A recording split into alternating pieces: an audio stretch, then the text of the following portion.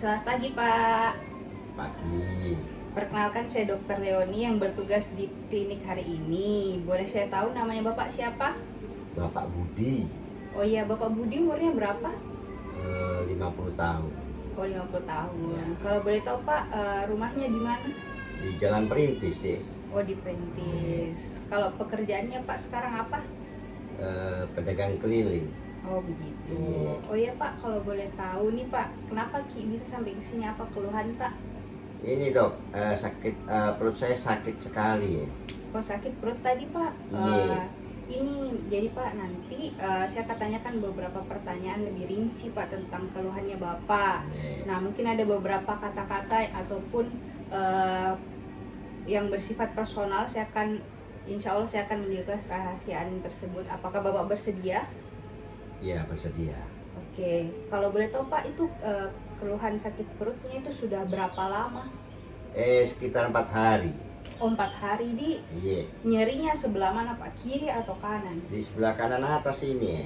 Oh, kanan atas. Iya. Di itu bagaimana nyerinya Pak? Dia terus menerus kah sifatnya menusuk atau bagaimana? Tidak nyaman Ki atau bagaimana?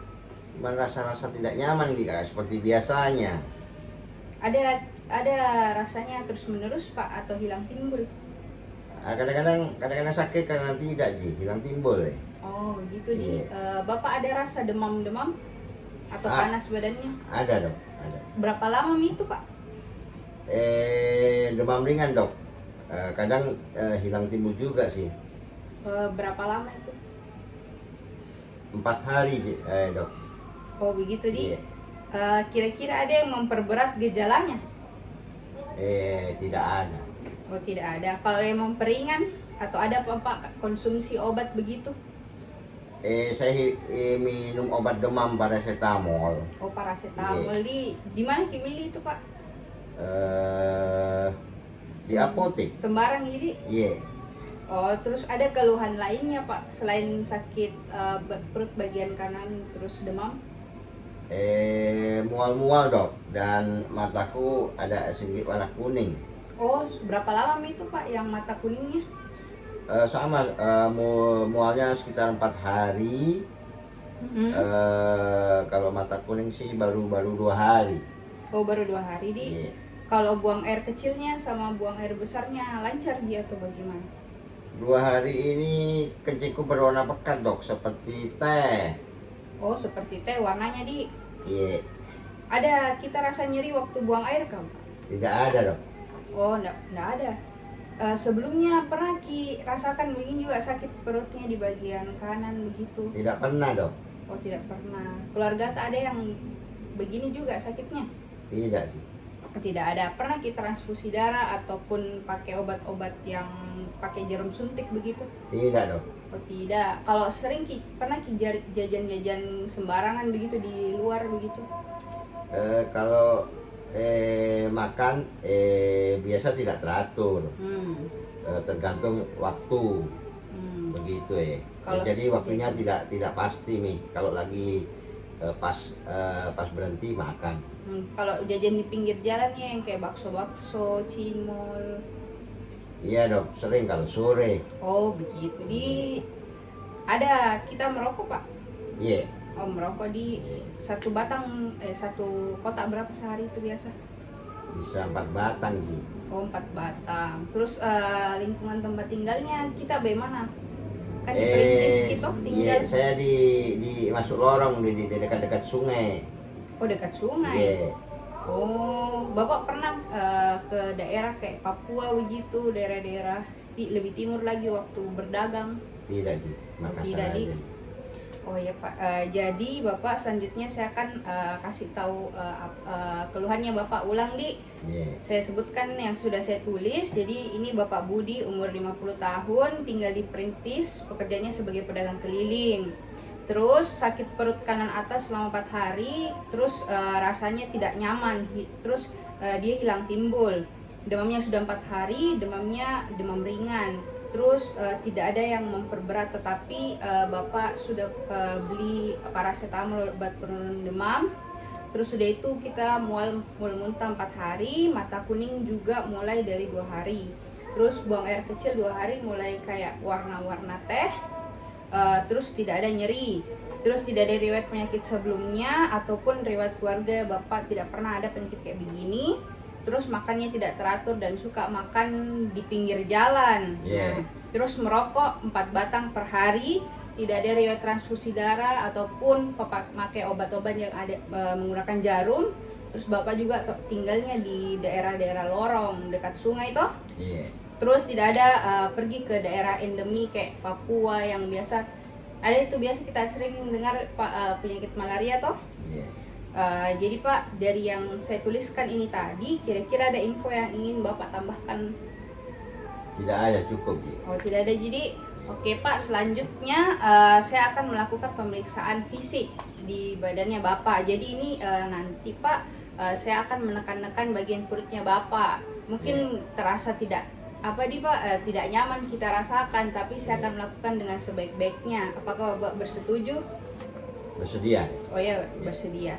Oke Pak, silahkan naik ke tempat tidur selagi saya mempersiapkan alat bahan dan cuci tangan. Silakan. Assalamualaikum warahmatullahi wabarakatuh. Perkenalkan dok, nama saya Lena Octavia, NIM channel 1171341. Pada kesempatan hari ini saya akan melakukan pemeriksaan fisis, gastroenterohepatologi, dan juga anamnesis.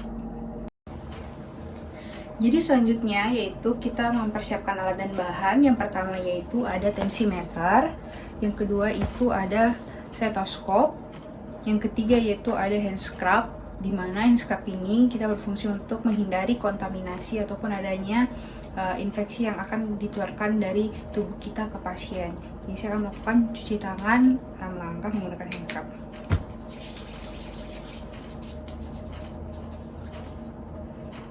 Oke, setelah saya melakukan cuci tangan ini, lalu kita mempersiapkan pasien untuk selanjutnya kita akan memeriksa tensinya terlebih dahulu menggunakan tensimeter.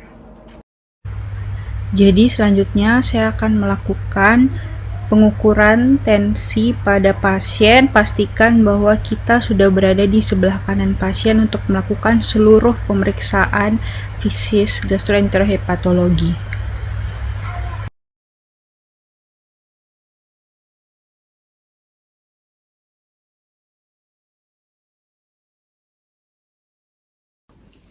Jadi selanjutnya saya akan melakukan pemeriksaan inspeksi umum, di mana saya akan melihat keseluruhan dari ujung kepalanya Bapak sampai ujung kakinya Bapak.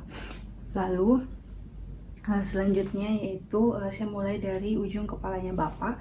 Saya akan melihat di sini apakah terjadi kerontokan dari rambutnya Bapak atau tidak. Setelah itu kita turun ke bagian mata, di mana kita akan melihat konjungtiva dan skleranya Bapak. Tabe Pak, bisa dilihat ke atas ya tabe. Oke, dimana di sini konjungtiva itu dia kita lihat apakah ada anemis atau tidak, dan di sklera kita lihat apakah ada ikterus atau warna kekuningan atau tidak. Selanjutnya kita turun ke bagian kulit. Kita melihat kulitnya Bapak apakah terjadi ikterus atau kekuningan ataupun tanda-tanda abnormal lainnya. Kita bisa lihat di situ. Lalu selanjutnya kita melihat bagian inspeksi pada bagian abdomennya Bapak. Tabe di Pak, bisa diangkat sedikit bajunya. Tabe, oke.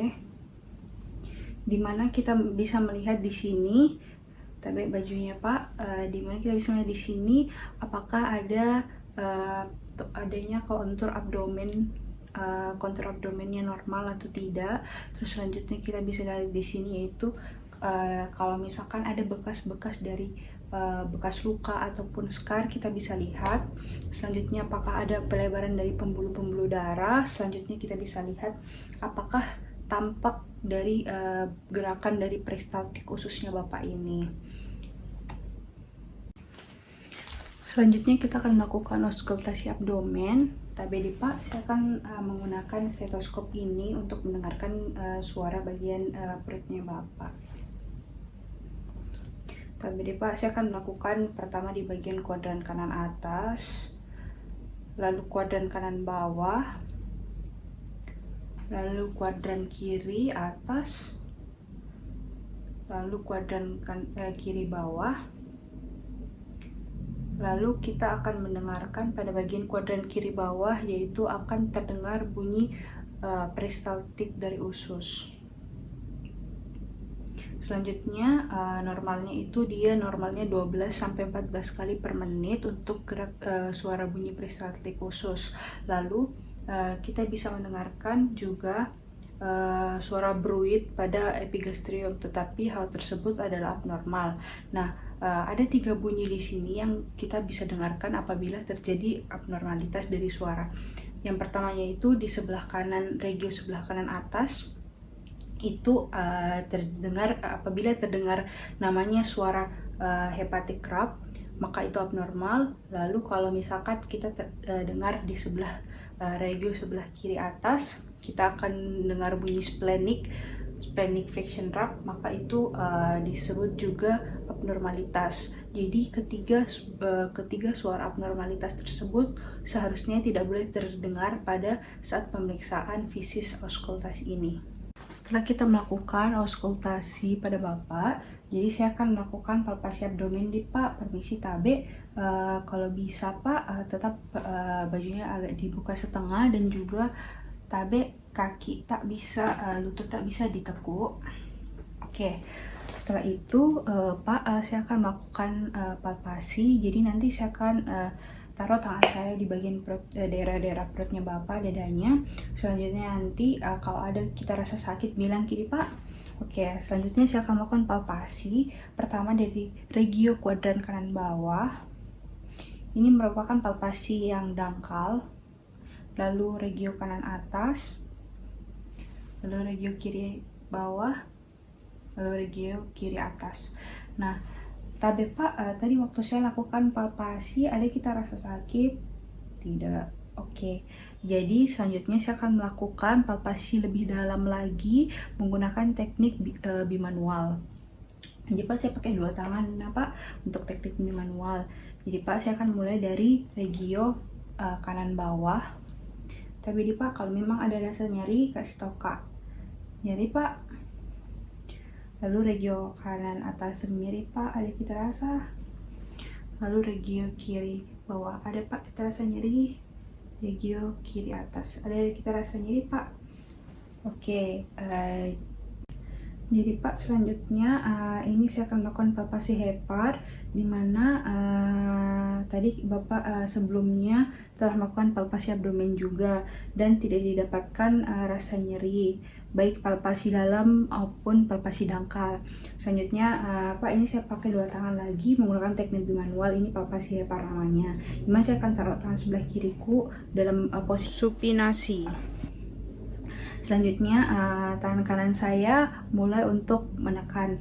Tapi di Pak, mulai dari regio atau kuadran kanan bawah, tapi di Pak sampai costovertebra. Dan Pak, kalau memang ada rasa nyeri, bilang kiri. Jadi penekanan yang saya lakukan ini sesuai dengan bagaimana inspirasi dari pasien. Tapi Pak, bernafas biasa Ki.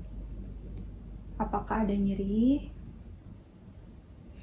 Nah, ini di sini saya melihat apakah ada perbesaran hepar. Yang kedua itu apakah ada rasa nyeri, dan juga apakah kira-kira hepar tersebut bisa terabah atau tidak oleh palpasi saya. Selanjutnya kita akan melakukan palpasi lien, di mana saya akan pertama menggunakan metode Schaffner, di mana saya akan memulai untuk tangan saya sebelah kiri akan melakukan dalam posisi supinasi, dan tangan kanan saya di sini di posisi umbilikal, di mana saya akan menekan metode Schaffner ini dia menyilang. Saya akan menekan dari umbilikal sampai menyilang di arcus costa. Nah, di sini kita akan melihat apakah ada pembesaran dari lien, apakah ada nyeri tekan, dan juga apakah ada teraba lien kira-kira pada saat metode ini. Nah, selanjutnya yaitu kita akan menilai pada metode dengan menggunakan metode kedua, yaitu metode Hackett, di mana saya akan memastikan tangan kiri saya dengan posisi yang sama berada di bagian sebelah regio kirinya Bapak. Lalu saya akan tangan kanan saya itu akan melakukan penekanan dari regio sebelah kiri sampai ke arcus costa. Baik Pak, bernafas sedikit Pak. Jadi penekanan ini saya lakukan juga sesuai dengan gerakan inspirasinya Bapak. Oke, setelah itu di sini kita juga bisa menentukan apakah ada pembesaran lien, apakah lien teraba, ataupun ada nyeri tekan pada lien. Jadi Pak, selanjutnya saya akan melakukan pemeriksaan perkusi, yaitu mengetok-mengetok bagian dadanya Bapak. Jadi nanti saya pakai tangan kunci Pak. Jadi pertama-tama saya mencari interkostal 2, setelah itu saya mengetuk turun ke bawah sampai kita mendapatkan suara dari sonor ke peka yang menandakan itu adalah batas paru hepar. Selanjutnya bila turun lagi ke bawah, kita akan mendapatkan suara peka berubah menjadi timpani, di mana itu akan memberitahu kita bahwa itu adalah batas bawah dari hepar. Nah, di sini kita untuk mengetahui juga kita menentukan ukuran dan lokasi heparnya pada saat dilakukan ini namanya perkusi. Jadi selanjutnya saya akan melakukan pemeriksaan shifting luminous, di mana ini untuk menentukan apakah ada terjadi acites di bagian perutnya Bapak atau tidak. Yang pertama itu saya akan memperkusi di bagian perutnya Bapak. Oke, suaranya ini dia timpani ke peka. Bila untuk memastikan lagi, kita suruh pasien kita untuk berbalik sebelah kiri. KBD Pak, balik ke sebelah kiri, lalu kita tetap lanjut memperkusi.